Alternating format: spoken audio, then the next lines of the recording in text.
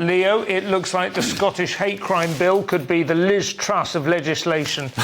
Possibly. So Humza Yousaf, the SNP leader and the First Minister of Scotland, faces a Tory vote to repeal hate crime law. He's facing a vote at Holyrood to repeal his disastrous hate crime laws amid warnings that a deluge of complaints is placing an intolerable strain on Police Scotland. So there have been over 7,000 complaints so far, and some of them, only around 4% have been taken up as serious and investigated by the police. But that's still a lot. That's still 240, and they've included. There was a 74-year-old woman who posted on Facebook that basically her neighbour had sort of maliciously, vexatiously complained, and she's had issues with her neighbour before. All the neighbours have apparently, and the police came along and arrested her, took her phone, and all the rest of it. So it's an incredibly traumatic process for her. Unfortunately, this motion to repeal the hate crime bill is unlikely to pass because the Tories were the only party to oppose the legislation during its passage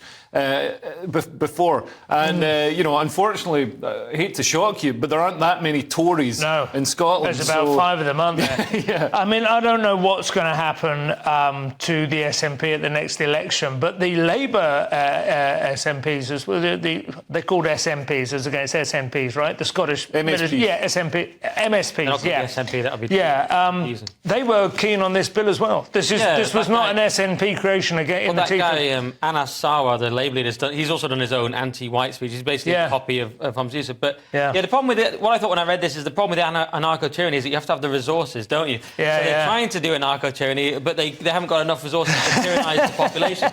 And that's probably why things like the Soviet Union collapsed. At some point, these things become so absurd, they just fall apart. The only thing I was thinking as well is it's terrible for them because it's a high-profile case and they've never done anything good to counter it. But also, the amount of people reporting these things, who's reporting these pointless hate crimes? Like, can you imagine ever doing that except as a joke? And I was thinking, we have to start doing it because otherwise they'll just say, there are no crimes against straight white men or something, you know what I mean? And no one's reporting them. So people in Scotland have to do it. No, it's true. You've got to build up the stats. Yeah, you've got to keep... it is a good question whether most of these cases are just the initial surge of enthusiasm or indeed the initial surge of satire, people cynically trying to demonstrate that it's unworkable.